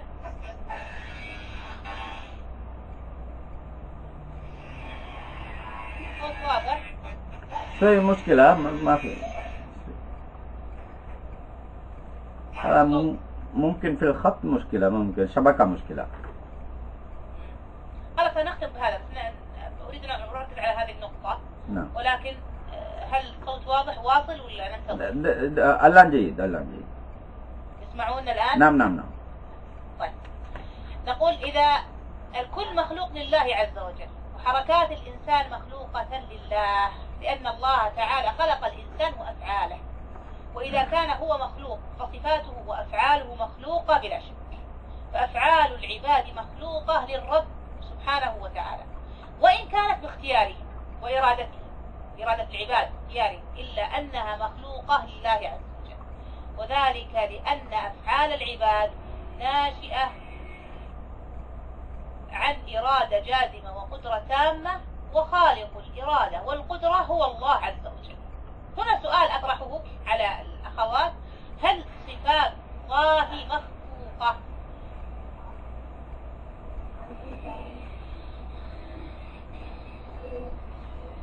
هل صفات الله مخلوقة؟ أنا ودي أترجم أولا الكلام ثم بعد ذلك نسأل هذا السؤال. طيب. அங்க உங்களுக்கு விளங்குதானே? அடுத்ததாக நாங்கள் அதாவது கல்லா கதிர், அதாவது விதியினுடைய விவகாரத்தில் நான்காவது அம்சம் என்னவென்று சொன்னால், அனைத்து அம்சங்களையும் அல்லாஹ் சுப்ஹானஹு வ தஆலா படைத்துள்ளான் என்பதை நாங்கள் விசுவாசித்தல் வேண்டும். அவன் எவ்வாறு அறிந்திருக்கின்றானோ, எவ்வாறு நாடுகின்றானோ, எவ்வாறு அவை அனைத்தையும் பதிந்து வைத்திருக்கின்றானோ அவ்வாறு அனைத்தையும் சிருஷ்டித்திருக்கின்றான், படைத்திருக்கின்றான் என்பதை நாங்கள் விசுவாசிக்க வேண்டும். இந்த உலகிலே இருப்பவை அனைத்துமே அவனுடைய படைப்புகளாகும். சூரத்துல் ஃபுர்கானுடைய 2வது வசனத்தில் கூறுகின்ற போது அல்லாஹ் சுப்ஹானஹு வ தஆலா கூறுகிறான், அனைத்து வஸ்துக்களையும் அவன் சிருஷ்டித்து அவை அனைத்தையும் அவனே நெறிப்படுத்தி சீர் செய்தான் என்று அல்லாஹ் சுப்ஹானஹு வ தஆலா கூறுகிறான். எனவே அனைத்து அம்சங்களும் அல்லாஹ் சுப்ஹானஹு வ தஆலாவால் படைக்கப்பட்டவைகளே. இந்த வானங்கள், இந்த பூமி, இந்த கடல், அதே போன்று நதிகள், அதே போன்று கோள்கள், அதே போன்று நட்சத்திரம், அதே போன்று சந்திரன், சூரியன், மனிதர்கள், மனிதருடைய செயற்பாடுகள், மனிதருடைய அசைவுகள் அனைத்தும் அல்லாஹ்வால் படைக்கப்பட்டவைகளே. அல்லாஹ் மனிதனையும் படைத்து மனிதனுடைய செயற்களையுமே படைத்திருக்கின்றான். எனவே அனைத்தும் அல்லாஹ்வால் படைக்கப்பட்டவைகள், அவற்றுள் எவ்விதமான சந்தேகமுமே கிடையாது. அவ்வாறு மனிதனுடைய செயல்களும் அல்லாஹ்வுக்கு சொந்தமான அல்லாஹ்வால் படைக்கப்பட்ட படைப்பாக இருக்கின்றது. அதிலே மனிதனுடைய தெரிவு சுதந்திரம் மனிதனுக்கு வழங்கப்பட்டிருந்த போதிலும் அல்லாஹ்வால் படைக்கப்பட்ட செயலைத்தான் அந்த மனிதனால் செய்ய முடிகின்றது. அது அல்லாமல் அல்லாஹ்வால் படைக்கப்படாத எதுவுமே இந்த உலகிலே இருக்க முடியாது என்பதை நாங்கள் ஈமான் கொள்ளுதல் வேண்டும். அவ்வாறு இந்த இடத்தில் ஒரு முக்கியமான கேள்வி எழுகின்றது. மனிதனுடைய செயற்பாடுகள், மனிதனுடைய அசைவுகள் அனைத்தும் எவ்வாறு படைக்கப்பட்டதாக இருக்கின்றதோ அவ்வாறே அல்லாஹ்வுடைய செயற்களும் படைக்கப்பட்டவையா என்ற கேள்வி எழுகின்றது. இந்த கேள்விக்கு உங்களை யாராலும் பதில் சொல்லலுமா? அல்லாஹ்வுடைய செயற்கள், மனிதனுடைய செயற்கள் எல்லாம் படைப்புகளே, படைக்கப்பட்டவைகளே. அப்படியாயின் அல்லாஹ்வுடைய செயற்கள் படைக்கப்பட்டவைகளா இல்லையா என்பதை சொல்ல முடியுமா?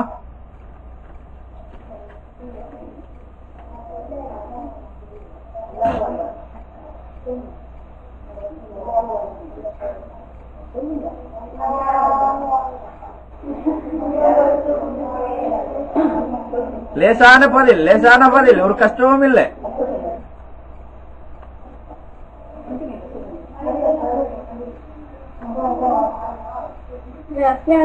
வலைக்கும் சலாம். சொல்லுங்க.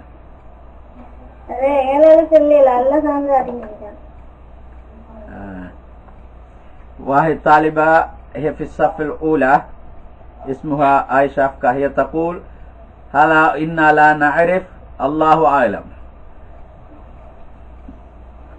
طيب هناك إجابة أخرى؟ வேற ஏதும் பதில் இருக்குதா?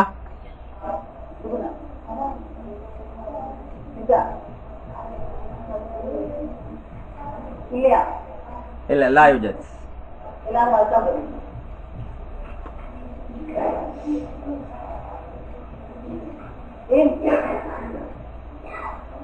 لا يوجد إجابة عنده. لا يوجد إجابة؟ نعم. طيب القرآن كلام الله مخلوق؟ சரி, குர்ஆன் இருக்குதே, அல் குர்ஆன் அல்லாஹ்வுடைய பேச்சு தானே அல் குர்ஆன். இந்த அல் குர்ஆன் படைக்கப்பட்டதா, படைப்பா இல்லையா? அல்லாஹ்வால படைக்கப்பட்டதா இல்லையா? அதாவது குர்ஆன் இங்க உங்கள்ட்ட இருக்கிற புத்தகம் இல்ல, அல்லாஹ்வுடைய பேச்சு கிராத். குர்ஆன் சொன்னா நம்மகிட்ட இருக்கிற புத்தகம் இல்ல, புத்தக வடிவில் இருக்கிற குர்ஆன் இல்ல, ஓதல் வடிவில் இருக்கிற குர்ஆன், கிராத் வடிவில் இருக்கிற குர்ஆன்.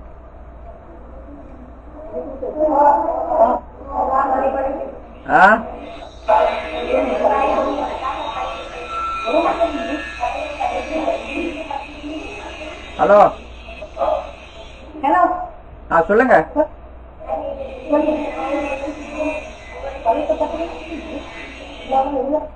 குர்ஆன் என்று சொன்னா எங்கள்கிட்ட இருக்கிற புத்தகம் அல்ல, அதாவது நல்லா விளைய கொள்ளுங்க, அருளப்பட்டது அல்லாஹ்வுடைய பேச்சு, அல்லாஹ்வுடைய பேச்சு. ஜிப்ரீல் அலைஹிஸ்ஸலாம் மூலமாக ரசூல் ஸல்லல்லாஹு அலைஹி வஸல்லம் அவர்களுக்கு ஓதி காண்பிக்கப்பட்டது. அது என்ன, படைப்பா இல்லையா?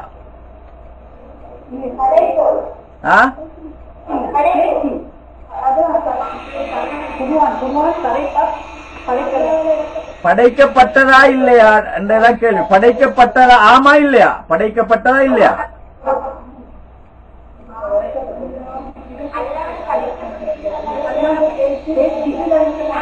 வணங்கல.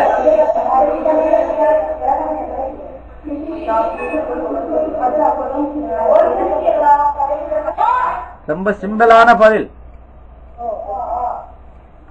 என்னது? நான் உங்களுக்கு விளங்கணும்ன்றதுக்காக தான் இவ்வளவு தெளிவுபடுத்தி விளங்கப்படுத்தி சொல்லுதேன். எங்கள்கிட்ட இருக்கிற புத்தகம் அல்ல, அந்த குர்ஆன் அல்ல, அதாவது அருளப்பட்டது.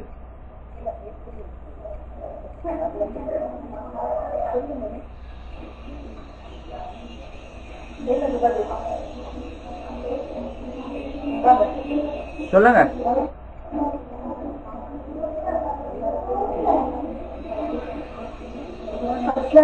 வலைக்கும் சலாம். அது அல்லாஹ்வால இறக்கப்பட்ட அல்லாஹ்வோட பேச்சு. உங்களோட பேர் என்ன? عائشة فستير عائشة. فستير عائشة. طالبة اسمها عائشة، هي تقول هي في الصف الأولى، هي تقول هي ليس مخلوق، هي من كلام الله. نعم، القرآن غير مخلوق من كلام الله. إذا كلام الله القرآن ممتاز، القرآن غير مخلوق، هو من كلام الله. كلام الله يعتبر صفة من صفات الله أم لا؟ الكلام كلام அல்லாஹ்வுடைய பேச்சு, அதாவது அல் குர்ஆன் அல்லாஹ்வுடைய பேச்சு, அப்படித்தானே? இந்த பேச்சு அல்லாஹ்வுடைய பண்பா இல்லையா? அல்லாஹ்வுடைய சிஃபத்தா இல்லையா? சிஃபத்து. அல்லாஹ்வுடைய சிஃபத்து படைக்கப்பட்டதா இல்லையா?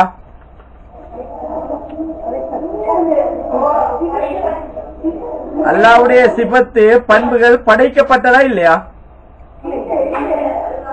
இல்ல. ஒன்ன சொல்லுங்க, தெரியாதா இல்லையா? இல்ல.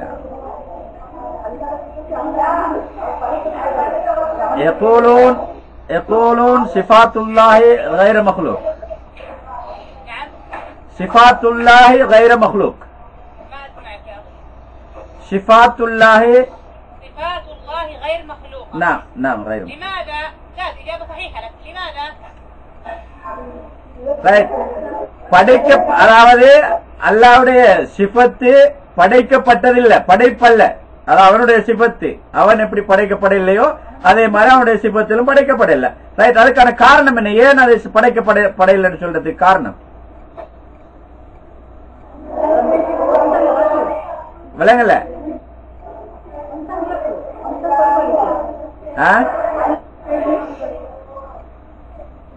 ஹலோ, விளங்குதா? அதாவது அவனுடைய சிஃபத்துக்கள் எதுவுமே படைக்கப்பட்டதில்லை, சரியா? படைப்பல்ல. அது அவனுடைய பேச்சு, அவனுடைய தன்மைகள் எதுவுமே படைப்பல்ல. அப்ப படைப்பில்லைன்ற உங்களோட பதில் சரி. படைப்பில்லைன்றதுக்கான காரணம் என்ன? படைக்கப்பட்ட வஸ்து இல்லை என்பதற்கான காரணம் என்ன?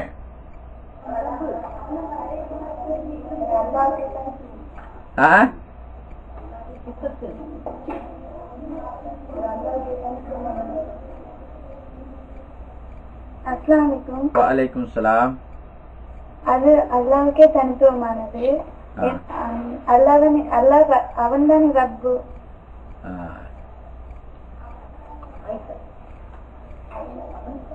உங்களோட பேர் என்ன? உங்களோட பேர் என்ன? ஆயிஷா. ஆயிஷா ஆயிஷா இளங்கோ. ஆயிஷா ஃபர்ஸ்ட் இயர் என்ன? ஆயிஷா ஃபர்ஸ்ட் இயர் தானே? हेलो واحد طالبة اسمها عائشة، هي أيضا مسلمة جديدة في الصف الأول. هي تقول هذا خصوصية الله سبحانه وتعالى، ولذا هذا ليس مخلوق، هذا خصوصيته لربي. يبدو أن الاتصال انقطع. صوت يسمعون الصوت؟ يسمعون؟ نعم يسمعون. ممتاز. إجابة صحيحة. طبعا نحن نستطيع أن نقول القرآن كلام الله، والكلام صفة من صفات الله.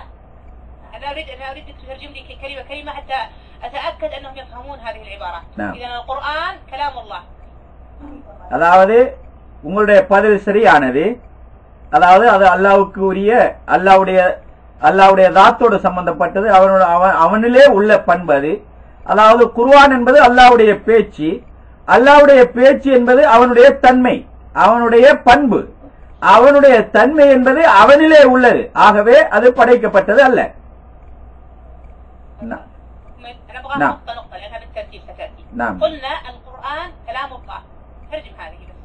ஆம், அதாவது குர்ஆன் என்பது அல்லாஹ்வுடைய பேச்சு.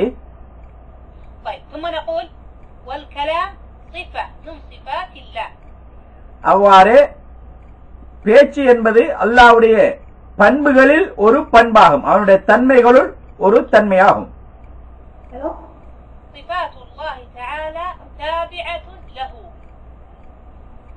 அல்லாஹ்வுடைய பண்புகள் என்பது அவனோடு இணைந்தது, அவனோடு சம்பந்தப்பட்டது. الله عز وجل خالق للكون وليس بمخلوق. அல்லாஹ் இந்த உலகத்தை அனைத்தையுமே படைத்தவன், அவன் படைக்கப்பட்டவன் அல்ல. إذن صفات الله أيضا غير مخلوقة. அப்படி என்றால் அவன் எவ்வாறு படைக்கப்படவில்லையோ அதே போன்றுதான் அவனுடைய பண்புகளும் படைக்கப்பட்டவை அல்ல. فكلام الله غير مخلوق. அல்லாஹ்வுடைய பேச்சு படைக்கப்பட்ட பொருள் அல்ல. إذن القرآن منزل غير مخلوق. அப்படி என்றால் அல் குர்ஆன் அருளப் பெற்றதே தவிர படைக்கப்பட்ட பொருள் அல்ல. واضح الآن التسلسل والتسلسل. இப்ப வழங்கிட்டுதான் உங்களுக்கு. அதாவது எப்படி அல்லாஹ் படைக்கப்படவில்லையோ அதே போல அவனோட சம்பந்தப்பட்ட பண்புகள் எதுவுமே படைக்கப்பட்டவைகள் அல்ல. நல்லா வழங்கிட்டு தானே? ஹலோ, வழங்கிட்டா خلاص.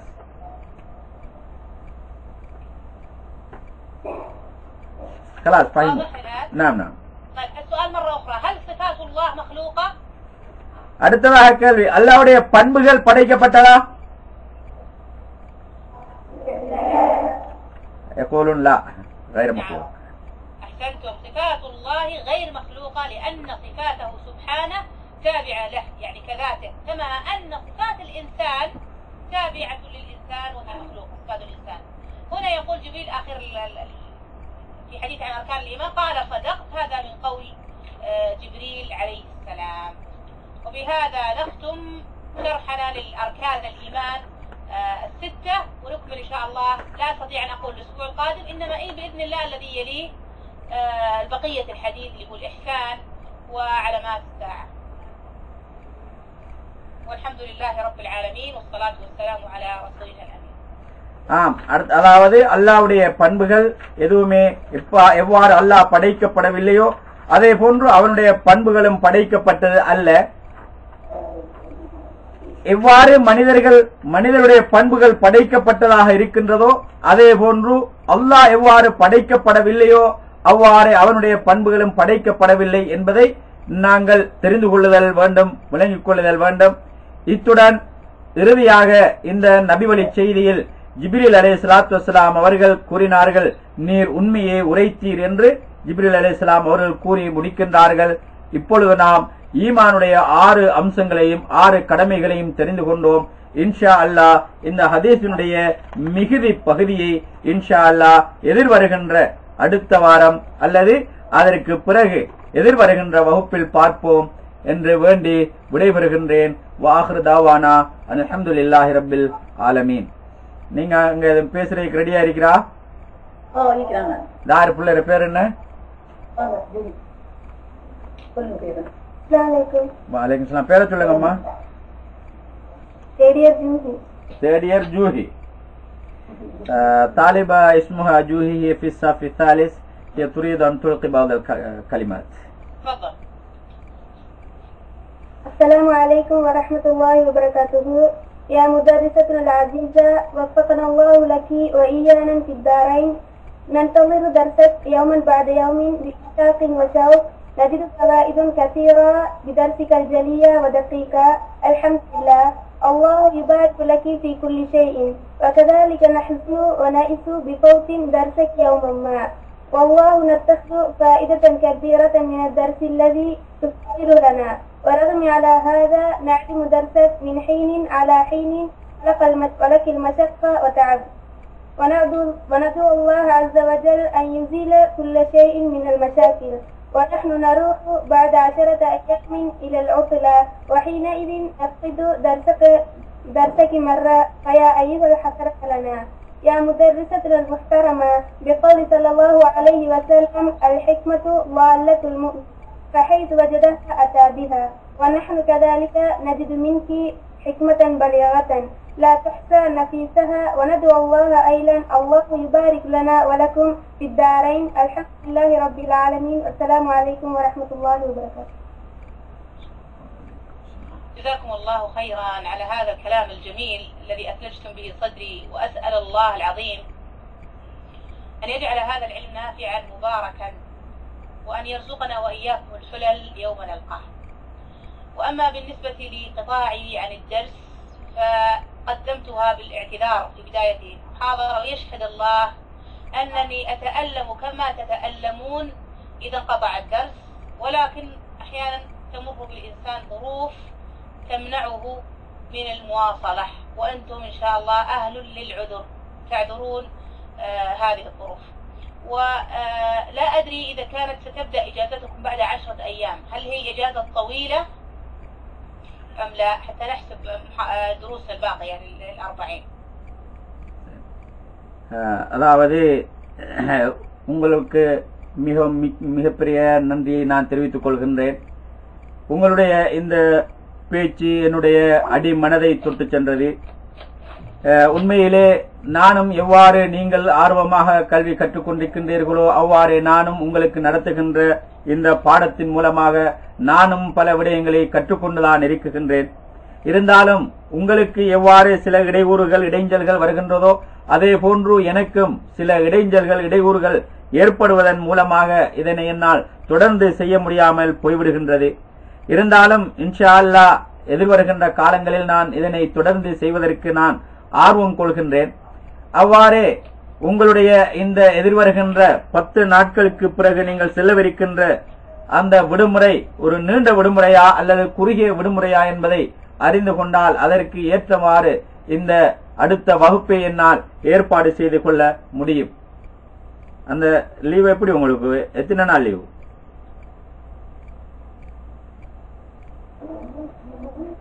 எத்தனை நாள் லீவ்ல போறீங்க? 12 நாள். 12 நாளா? எத்தனாம் தேதியில இருந்து எத்தனாம் தேதி வரை? 12ஆம் தேதியில இருந்து 22 25ஆம் தேதி வரைக்கும் இருக்கு இன்ஷா அல்லாஹ். 12ல இருந்து 25 வரை அடுத்த மாசம் என்ன?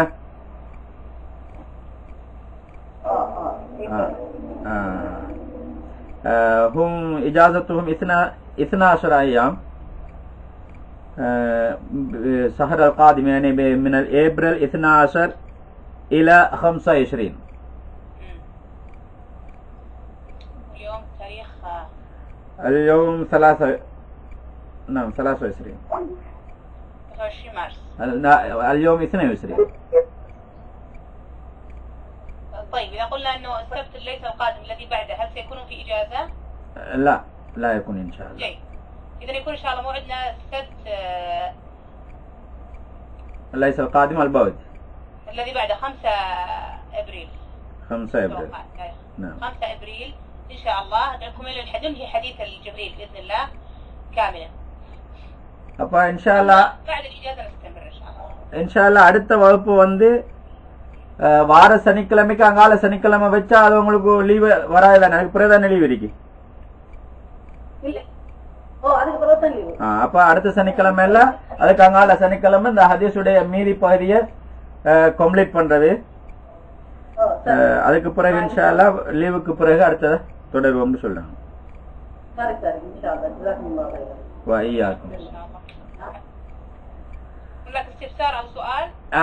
கேள்விகள் இருக்குதா?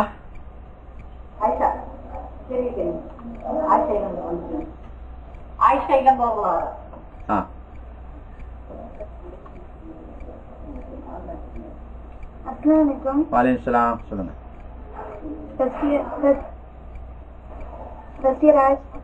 சொல்லுங்க. எங்களை துவாக்களால எங்களை மாத்திக் கொள்ளையுமா? அல்ல மாத்துவானா? சரி. اسمها عائشة، هي في الصف الأولى. هي تقول هل يمكن لنا أن نغير نصيبنا بالدعاء؟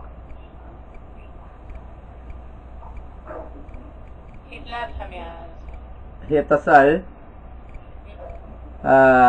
هل نستطيع أن نغير تقدير الله بالدعاء؟ نعم لا شك. بالنسبة للقدر يعني المكتوب في اللوح المحفوظ لا يتغير، لكن الله سبحانه وتعالى بسعة علمه كتب على العبد قدر، ثم كتب أن هذا العبد سيدعو ويدعو وسيتغير قدره، وكله مكتوب عند الله عز وجل. فنحن الكتابة، لأن الكتابة مراحل وأنواع، في كتابة شهرية وفي كتابة حولية وفي كتابة عمرية، فالتي تتغير الكتابة الحولية تتغير، لكنها في علم الله سبحانه وتعالى ثابتة، لا يتنافى هذا مع علم الله. يعني أنا أتمنى تكون واضحة عندك يعني قبل أن تترجمها. نعم. بمعنى نعم. الكلام واضح. نعم. واضح لأن هذه مهمة. نعم. القدر الذي يقدره الله سبحانه وتعالى نقول نعم. القضاء يرده الدعاء. نعم. الدعاء يرد القضاء لا شك. نعم. لكن كيف نقول اللوح المحفوظ قد كتب الله عز وجل ما هو مكتوب عند الله سبحانه وتعالى في اللوح المحفوظ مثبت. نعم. لكن الله بسعة علمه قد علم أن العبد قد كتب للعبد قدرين، سنقول قدر مرض فيمرض العبد، ثم يدعو هذا العبد الله عز وجل ويلح بالدعاء فيرفع الله عنه المرض. إذا رفع الله قضاءه الأول بدعاء. نعم. لكن كل هذه العملية قد كتبها الله عنده بسعة علمه أنه سيكون هذا الأمر من العبد وسيكون هذا الدعاء من العبد، فكتبها الله عز وجل عنده في اللوح. ஆம், அதாவது நிச்சயமாக துஆவை கொண்டு எங்களுடைய விதியை மாற்ற முடியும். அதாவது எப்படி என்று சொன்னால் அதற்காக வேண்டி விதி மாறுகின்றது என்பது பொருள் அல்ல. அல்லாஹ் எதனை எழுதினானோ எதனை நாடினானோ அதுதான் நடைபெறும். ஏனெனில் ஒரு மனிதனுக்கு அல்லாஹ் விதியை விதிக்குகின்ற போது அந்த மனிதனுடைய அத்தனை அம்சங்களையும் அவன் அறிந்தவனாக இருக்கின்றான். எனவே அவனுக்கு தெரியும் இந்த அடியான் பிரார்த்தனை செய்வான், இந்த பிரார்த்தனையின் மூலமாக அவனுடைய இந்த விதி மாற்றப்படும் என்று அவனுக்கு தெரியும். எனவே அவ்வாறு அவன் அதனை எழுதியிருப்பான்.